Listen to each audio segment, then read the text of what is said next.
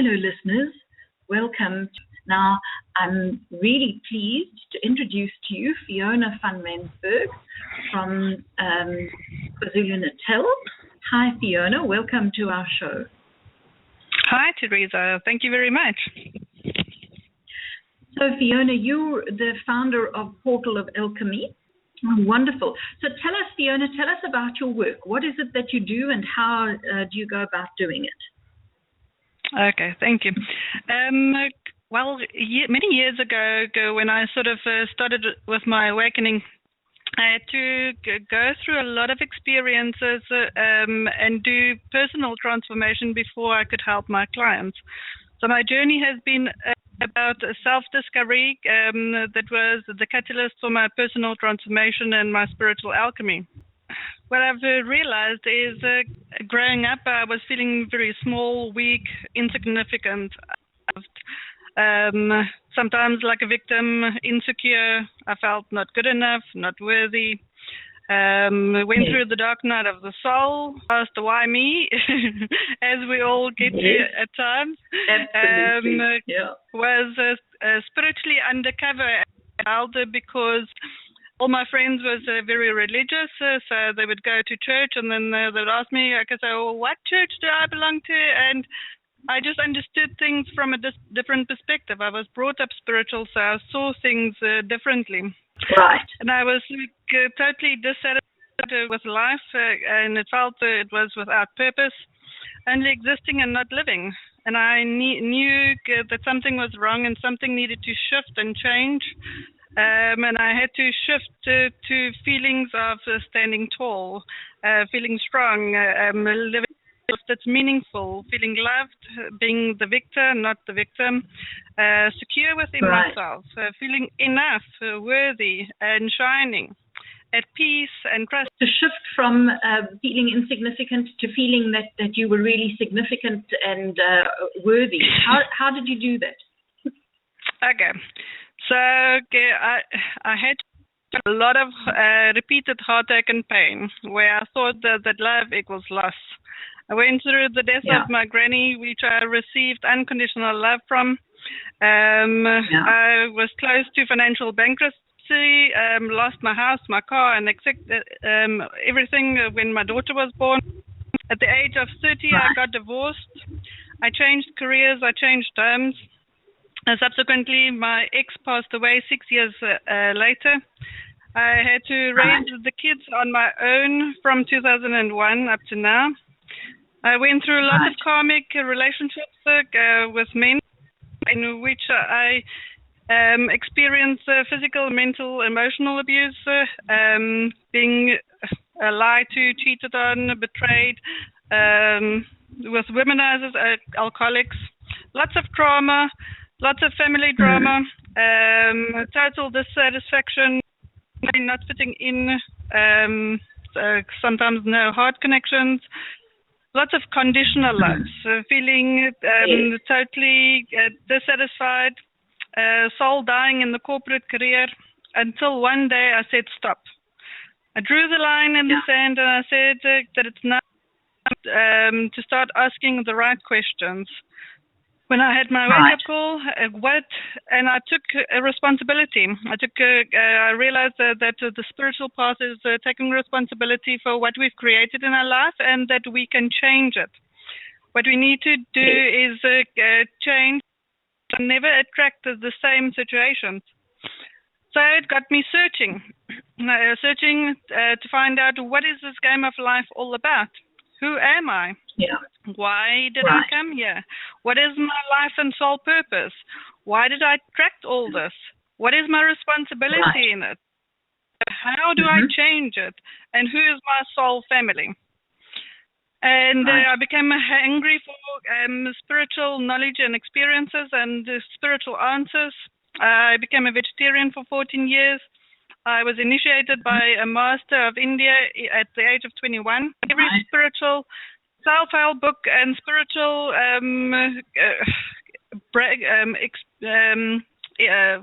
workshops that I could attend to and lay my hands on. I watched every spiritual DVD that I could get. I attended the Buddha's Breakthrough Experience in 1990. and did Dr. John DeMartini's breakthrough experience in 2007 when my ex passed away. I attended Stephen Norwell's The Point experience in 2010, and I attended many, many channelings and went through many, many initiations. Attended every intuitive workshop that I could find. There's a couple of books that I've read in my life that have changed me, that have changed my perspective on life. My favorite one is The Journey Home by Cryon, Lee Carroll. Also The Parables by Cryon. The Four Agreements, I love the one.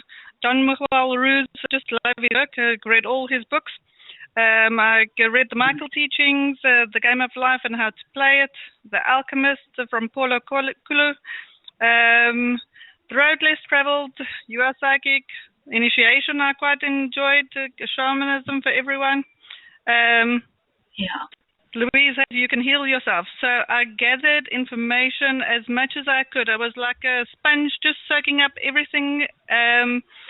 Loved the spiritual movies like Avatar, The Celestian Prophecies, and Knowing the Secret, What the Bleep Do You Know?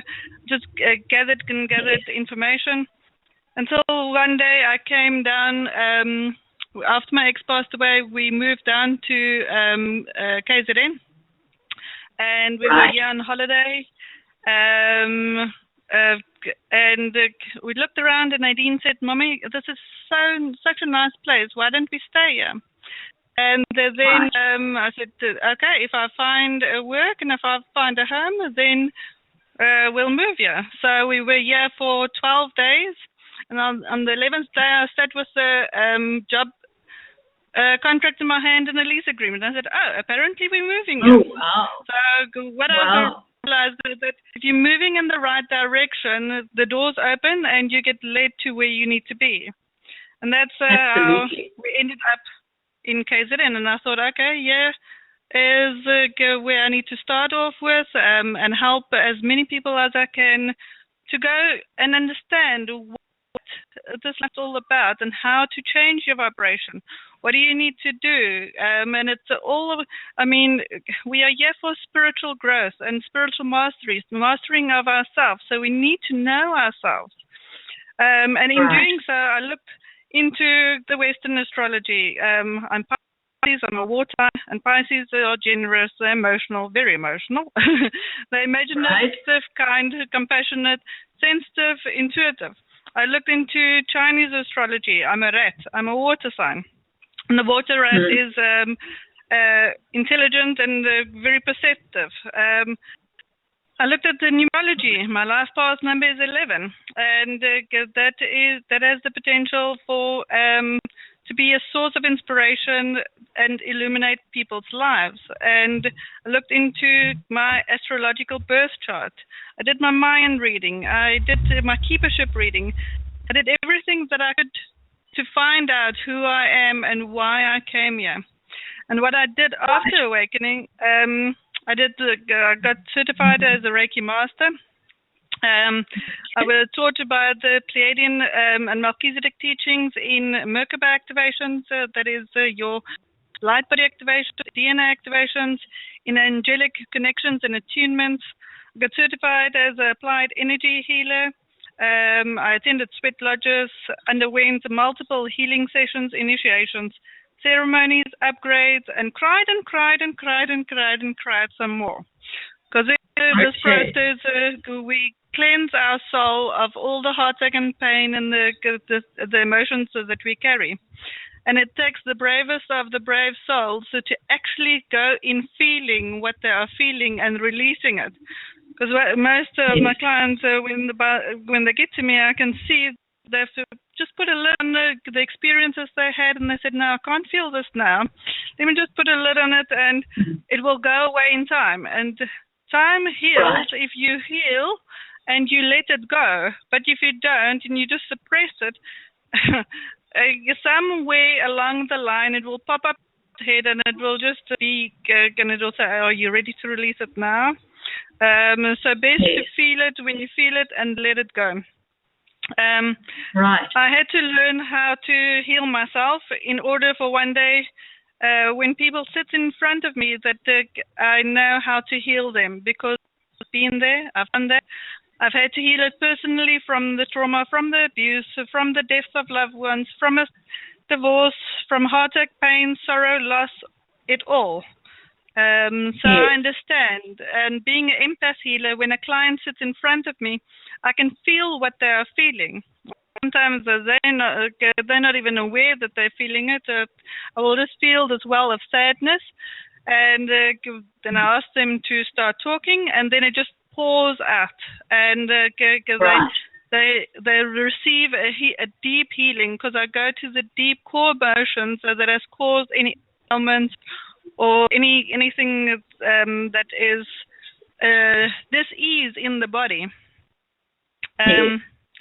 Yes, so I had to get to full acceptance and letting go of my past and learn to move on. And that's why my motto of the Portal of Alchemy is heal your past, live in the now, and dream your future. Because if we live this way, we just create our beautiful life that we want to. Right. So that's quite interesting, because you've gone through quite a major shift, and it actually was a process. It wasn't an instant change. It seems to have been several years of process of growth, and you're probably still in a growth phase? I think we all, until we lay our head down, the last time on this earth plane, we all in a growth phase. Right. The one thing that is a guarantee is change and growth. So even if we're stagnant for a while, there's always growth. I'm so used to change that when there's no change, that I think something's wrong. Because I'm listening to constant change. Yes, accepting change is not easy, I think, and so it's awesome that you've been through those kind of changes yourself, so that you can help people, because you have a much better understanding that way. Yes. So because again, none of my book knowledge, I've done lots of that. It's more about the practical experiences that I've had, and having to heal that, finding myself within that. Yes, that is the most of it, because when a client sits in front of me, they can relate to me. And they'll tell me, with other people, either they can't relate, or they haven't been there, so they don't understand, or they don't show so much compassion or whatever. I must say, because of been through, a lot more people can relate, and then do find a lot of my work being so helpful, shifting and changing them so dramatically. Most of them have life-changing experiences where they say, oh wow, I never knew it could feel this way, because there's certain things that don't get taught at school, life skills that don't get taught at school or by parents or whatever. People don't realize, by holding on, how heavy it weighs upon them, and when they let go, how free it feels. And it's like, by the time they get to me, they are so heavy, so down, so depressed for so long, that when I help them and teach them how to help themselves, not necessarily creating a dependency, but empowering them to stand in their power and to know how to heal themselves, that when they let go, they think, oh, I haven't felt this light for years. And that is what gives me soul satisfaction, just the changes in them, seeing the benefits for them. Awesome. Okay, let's just remind the listeners that if you would like to find out more about Fiona, how to connect with Fiona, and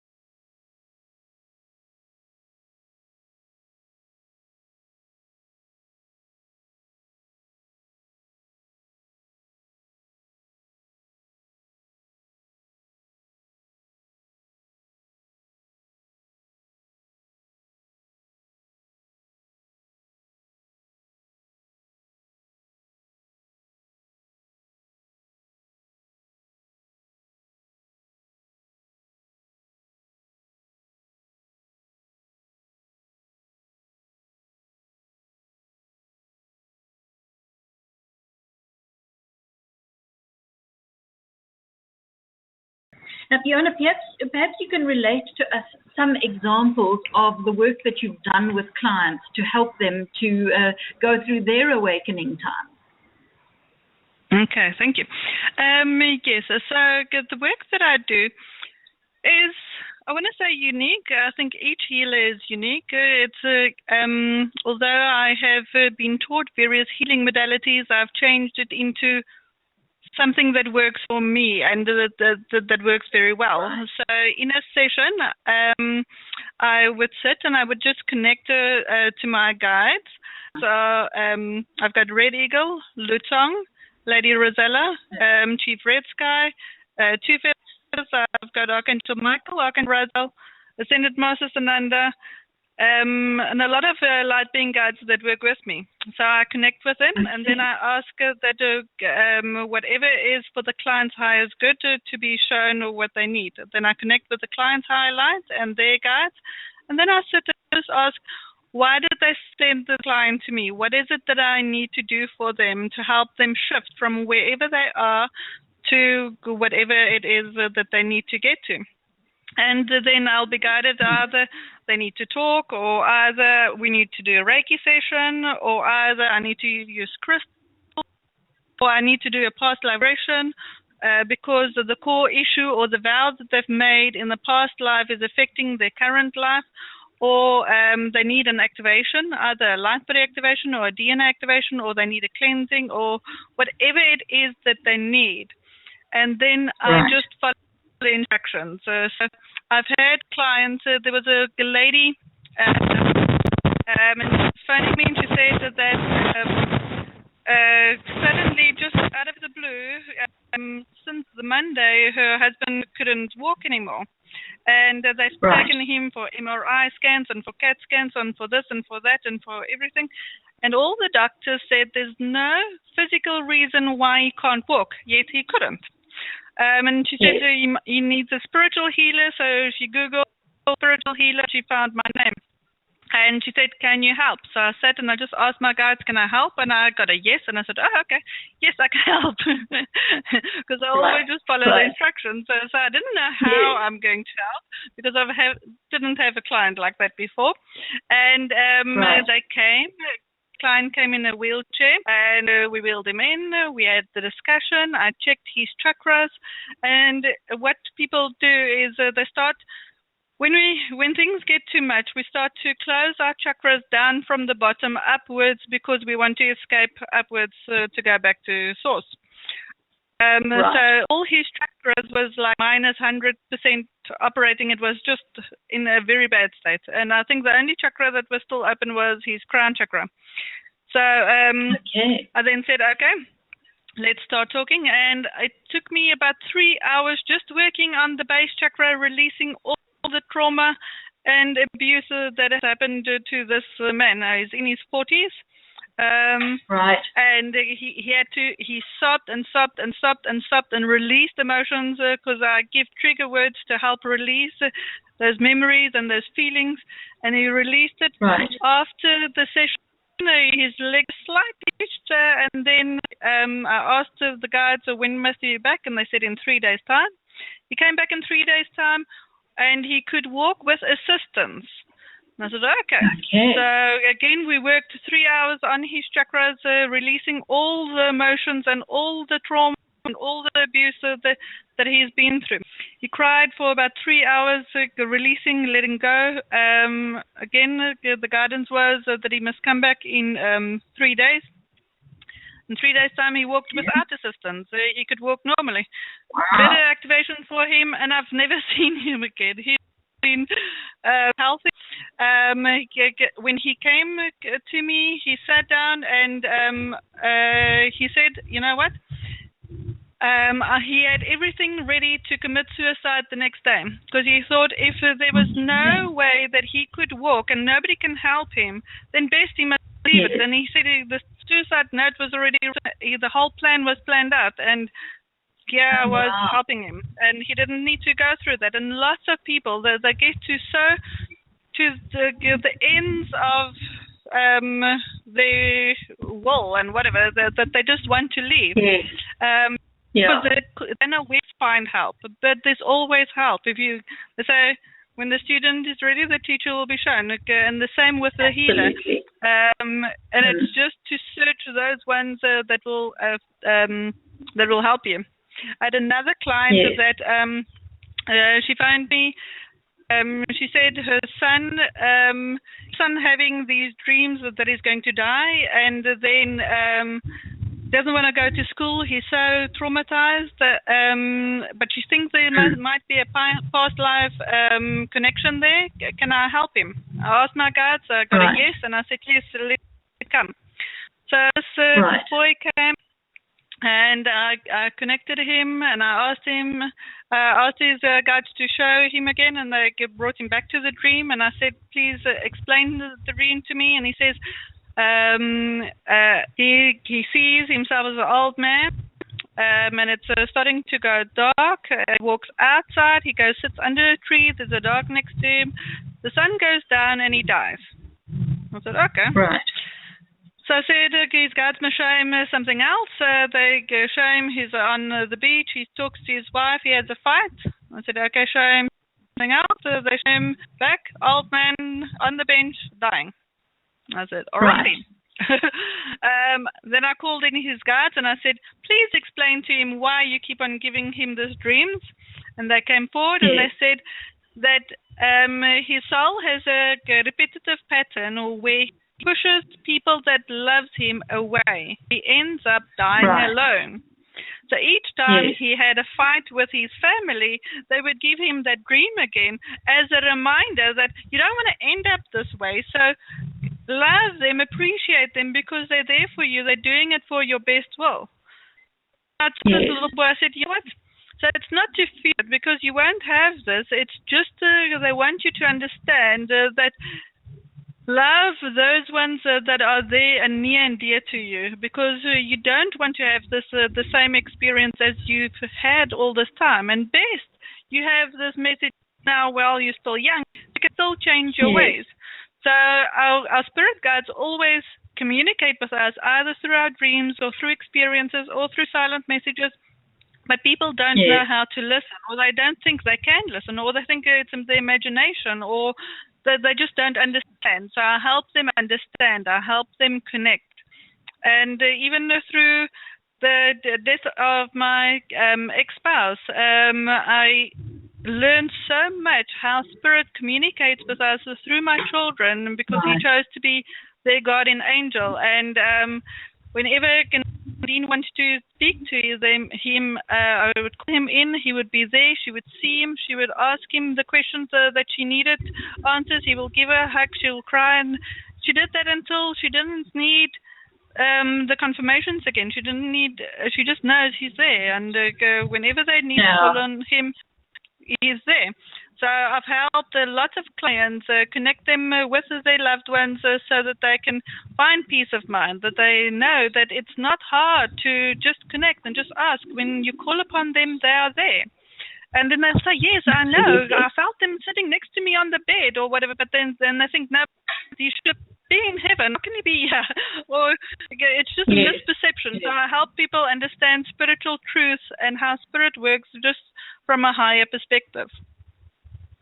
And then clients that want to develop their spiritual growth and development, I do the light activations and the DNA activations. And I need to find a client to get off of the bed and not say, oh, wow, I've never had something like that before. Because I use the crystals and I work with Ascended Masters, and it is an awesome experiences. The light body activations, there's two of them. The first one, I help the client lift the vibrational frequency to the 5th dimension. And with the second one, I lift the vibrational frequency to the 6th dimension. I open up their third eye so that they can communicate and connect with their guides and develop their intuition. Because we all are going through so many changes, and everything is about frequency. So when we want to be more, it's for us to raise our frequency.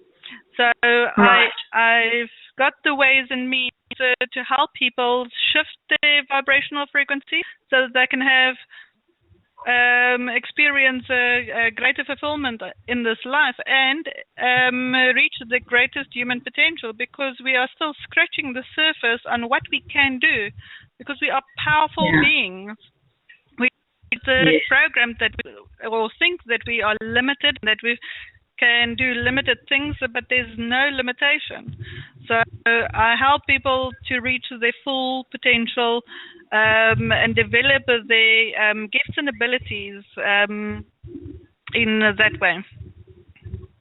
Wow, that's fantastic. That's certainly given us a great deal of insight into you, and I loved your examples. Those are two really fascinating examples of work that you've done with clients. And I think that in many cases, it seems to me from listening to you that you really become somebody who helps your clients to interpret the messages from the guides. Because everything is about messages that they don't fully understand in one form or another. Yeah. It's like when they're with me, I hold the light for them, and it all makes sense. It's just like the puzzle pieces come together, and in their life that they thought was so squint, is somehow it makes sense. So I just help them look at things from a different perspective, because when we look at it and we're in it, it's like we've got these things around our eyes and we just see one perspective and we just believe either to be wrong, or there's judgment, or there's condemnation, or there's whatever, and I just lift the viewpoint to see the broader scope of it, and then this, okay, now it makes sense, now I can understand. And I help them if they felt like it, understand it, that they can be the victor, to rise above it, because else they feel just meek and mild and suppressed, and it's not. We are here to express ourselves, to stand in our truth, and not to be afraid to speak up when we need to, or step back and just understand that different people are on different consciousness levels, and they won't always understand, and some you just leave them where they are at, and others you help. So if they ask for help, I help. Yes, that's awesome. That's amazing. It sounds like you and your clients have had some really amazing experiences, life-changing, and certainly setting them on a new path to new beginnings in their life, which is awesome. That's exactly what everybody needs, I think. Yes.